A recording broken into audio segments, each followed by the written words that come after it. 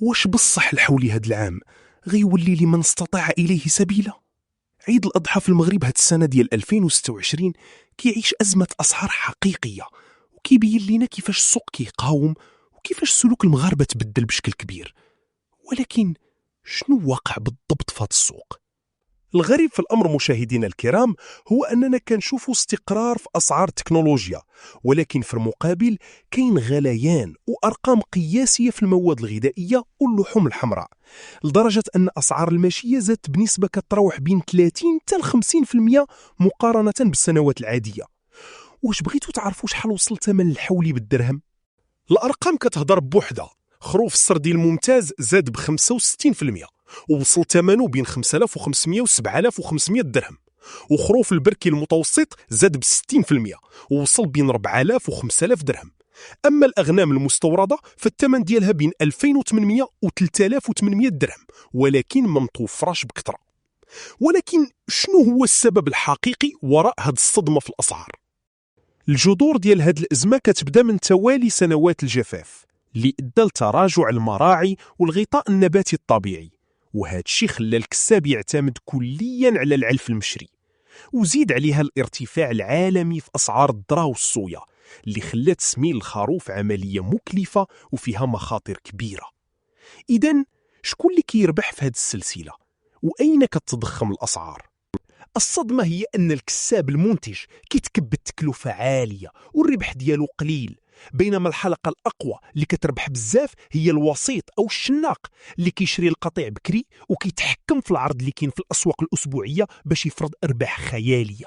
وما نساوش حتى ارتفاع تكلفة النقل ديال الماشية من البوادي للمدن، وهذا الشيء كامل كيتخلصوا المستهلك النهائي اللي كيتكبد تكلفة مضاعفة. ولكن كيفاش هذا الشيء أثر على جيب المواطن البسيط والطبقة المتوسطة؟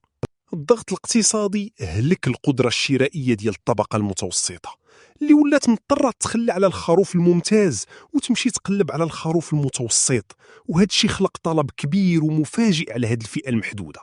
والأخطر من هذا الشيء هو أن بزاف ديال العائلات ولاو كيلجؤوا للقروض الاستهلاكية باش يغطيو مصاريف العيد في ظل هذا التقشف. وشنو كانت ردة فعل المغاربة على هذا الوضع؟ المغاربة ما سكتوش وشفنا حملة خليه يبعبع اللي خرجت من العالم الافتراضي لأرض الواقع، وهذا الضغط الاقتصادي أجبر الشناقة والمضاربين ينقصوا الأثمنة قبل العيد باش ما يخسروش كل شيء.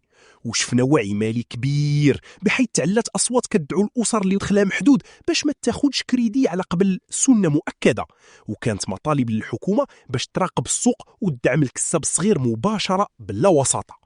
واش هاد الحملة جابت نتيجة في السوق؟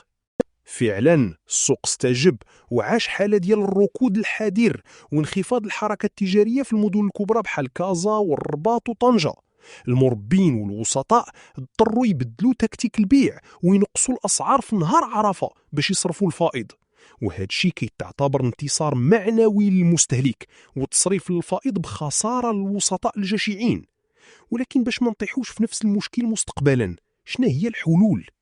باش نخرجوا من هاد الدوامة وما نبقاوش معولين غير على مسكنات الاستيراد، خاصنا خطة استعجالية لضبط السوق الموازي وحماية المستهلك فورا. وهذا الشيء كيعني تقنين الشناقة وفرض تراخيص مؤقتة لدخول الأسواق، وضروري نديروا نقط بيع مباشرة من المنتج للمستهلك مع تشديد المراقبة باش الدعم الحكومي للأعلاف يوصل للفلاح الصغير الحقيقي. واش هاد الحلول كافية ولا خاصنا رؤية للمستقبل؟ على المدى الطويل خاصنا رؤية استراتيجية باش نضمنوا السيادة العلفية من خلال تشجيع زراعة بدائل علفية محلية كتقاوم الجفاف وما كتستهلكش الماء بزاف، وخاص إعادة هيكلة القطيع والاستثمار في السلالات المحلية اللي كتصبر للمناخ، زائد تشجيع ثقافة الذبيحة المشتركة باش نخفوا الضغط على الطلب ديال الراس الحي. وفي الأخير كيفاش هاد الأزمة هي أكثر من مجرد حولي وغلا. هاد الأزمة ديال أسعار الأضاحي في 2026 ماشي غير مسألة عرض وطلب، هي امتحان حقيقي لمدى صمود السلم الاجتماعي قدام تقلبات المناخ واختلالات التوزيع. الحل كيبدا من أنسنة السوق وحماية الكساب الصغير والمستهلك من وحشية الوساطة. شكرا لكم مشاهدينا على المتابعة، ما تنسوش تشتركوا في قناة شوف طولك باش ديما يوصلكم الجديد والتحليلات اللي كتهمكم.